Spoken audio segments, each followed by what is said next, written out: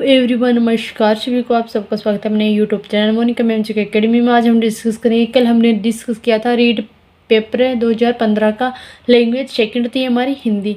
लेकिन कुछ क्वेश्चंस क्या है कि कल रह गए, तो उनको क्या है कि आज हम डिस्कस करेंगे। तो आज का हमारा पहला क्वेश्चन कौन सा था कि भावात्मक पक्ष के मापन हेतु उपयुक्त मापनी कौन सी होती है। तो वो हमारी होती है अभिवर्ती मापनी। कौन सी होती है? अभिवर्ती मापनी। फिर नेक्स्ट करते हैं कि क्वेश्चन यानी कि 79 से लेके 83 के बीच के उत्तर निम्नलिखित गद्यांश के आधार पर दीजिए। यानी कि यहाँ पे गद्यांश दिया गया है, उसी के आधार पर क्या कि हमें उत्तर देने हैं। तो कैसा गद्यांश है देख लेते हैं। सबसे पहले तो फ्रांस की प्रसिद्ध दार्शनिक रोला ने कहा था कि पूर्व में एक भयंकर आग लगी है, जो कि वहाँ के अंधविश्वास एवं कुरीतियों रूपी जाड़ चिखाड़ को दग्ध करती हुई शीघ्र ही पाश्चात्य को भी अपनी चपेट में लेने वाली है। फिर है कि रोला का संकेत स्पष्ट रूप से दयानंद सरस्वती की ओर था, और जो कि भारतीय जन जागरण के पुरोधा के रूप में उभर कर सामने आए।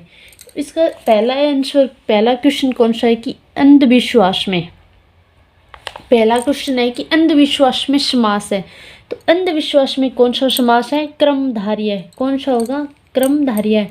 यानी कि अंधा है जो विश्वास, क्या कि अंधा है जो विश्वास।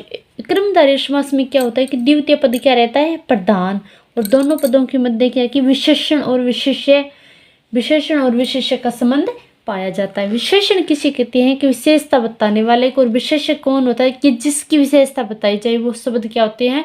विशेष्य होते हैं। तत्सम शब्द और हिंदी के प्रत्यय से निर्मित शब्द कौन सा हमारा? कुरीतियों। कौन सा है? कुरीतियों। पुरोधा शब्द में संधि कौन सी है? विसर्ग संधि है। यहाँ पे क्या कि विसर्ग प्लस धा, यानी कि क्या नाम बन गया? पुरोधा। तो इसका सही आंसर कौन सा रहेगा? 4 नंबर, यानी कि विसर्ग संधि।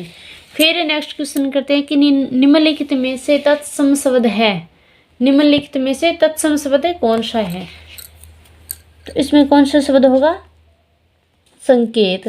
निम्नलिखित में से किस विकल्प में पूर्वकालिक क्रिया का प्रयोग हुआ है? तो वो कौन सा विकल्प होगा हमारा? 2 नंबर, यानी कि उभरकर। उभरकर शब्द है, इसमें क्या कि पूर्वकालिक क्रिया का प्रयोग हुआ है।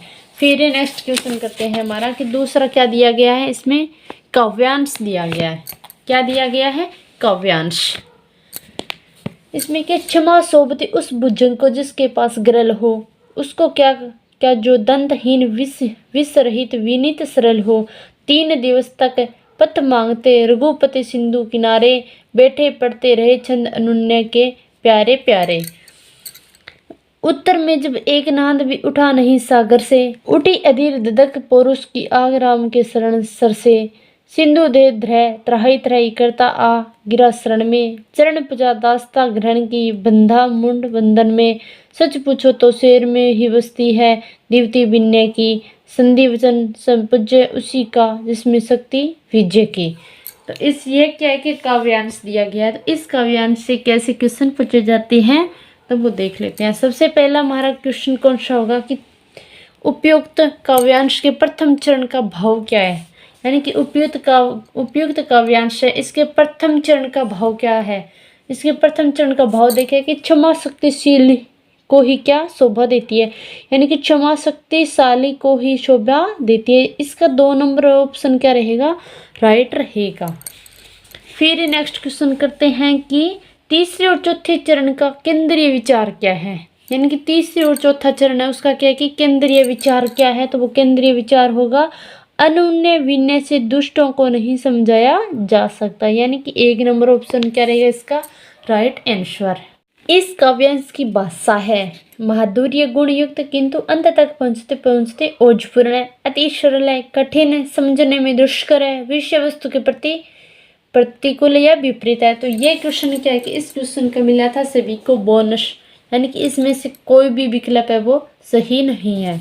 फिर नेक्स्ट क्वेश्चन है कि 87 क्वेश्चन है कि इस काव्यांश के 5, 6, 7 चरण में किस भाव की अभिव्यक्ति हुई है। तो किस भाव की अभिव्यक्ति हुई है कि राम के पुरुष की। फिर नेक्स्ट क्वेश्चन है कि 88, कौन सा क्वेश्चन है? 88। विनय की दीप्ति किस में निवास करती है? तो वो किस में करती है? सर में। किस में करती है, शर में। फिर नेक्स्ट क्वेश्चन है कि कर्ता के साथ ने कारक चिन्ह युक्त वाक्य में, युक्त वाक्य में क्या होती है, क्रिया सदैव भूतकाल की होती है। क्रिया कैसी होती है, क्रिया सदैव भूतकाल की होती है।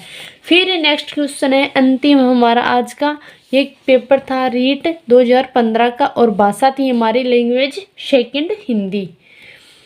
तो क्वेश्चन है कि निम्नलिखित में से कौन सा अव्यय का प्रकार नहीं है, तो वो कौन सा हो गया, संज्ञा विशेषण। कौन सा है, संज्ञा विशेषण। जैसे कि व्याख्या के तौर पर देखें कि वे शब्द जिनके रूप में लिंग वचन कारक काल आदि के कारण कोई परिवर्तन या विकार नहीं होता, तो वे शब्द क्या कहलाते हैं, अव्यय या अविकारी कहलाते हैं। अव्यय कितने प्रकार के होते हैं, 4 प्रकार के होते हैं अव्यय, क्रिया विशेषण, समुच्चय बोधक, संबंध बोधक और विषय बोधक। और वर्तमान में भी क्या दिया गया, निपात, यानी अव्यय के 5वें प्रकार के रूप में किसको प्रयुक्त किया गया है, तो वो किया गया है निपात को। तो आज का सेशन कैसा लगा, अच्छा लगा हो तो वीडियो ने ज़्यादा से ज़्यादा शेयर करना और कमेंट बॉक्स में भी राय देना। और चैनल पर अगर आप नए हो तो चैनल को जरूर सब्सक्राइब करना। और एक आपसे भी एक रिक्वेस्ट और है कि अगर आपको इंग्लिश का पेपर सॉल्यूशन चाहिए तो आप कमेंट बॉक्स में बता देना कि मैं भी पेपर को तो सॉल्यूशन नहीं करवा पाऊँगी, लेकिन आपको क्या है कि वो पेपर ज़रूर दे दूँगी। अगर आपको पेपर चाहिए इंग्लिश का तो क्या है कि आप कमेंट कर देना, मैं आपको भी 2011 से लेकर 2022 तक के लैंग्वेज फर्स्ट और लैंग्वेज सेकंड दोनों वाले क्या है कि पेपर अवेलेबल करवा दूँगी। जितना हो सकेगा तो उतना मैं क्या है कि आपको भी सॉल्यूशन भी करवाऊँगी, लेकिन जितना होगा उतना ही करवाऊंगी, पूरा कंप्लीट नहीं करवा पाऊंगी भी इतना। एक साथ क्या है कि पहले हिंदी और साइको के कर लेते हैं, उसके बाद क्या है कि ईवीएस और मैथ का करेंगे, फिर अंत में क्या है कि मैंने सोचा था कि मैं इंग्लिश का करूँगी। लेकिन अगर आपको पहले चाहिए तो आप कमेंट बॉक्स में कमेंट कर देना कि अगर आपको पेपर चाहिए तो मैं क्या कि आपको जल्द ही क्या कि पेपर प्रोवाइड करवा दूँगी। भले ही आप यूट्यूब पे भी अपने चैनल पर ले लेना या फिर मेरा टेलीग्राम चैनल है, आपको क्या है कि टेलीग्राम चैनल पर PDF के तहत है आपको ये पेपर मिल जाएंगे। धन्यवाद सभी को, राधा स्वामी।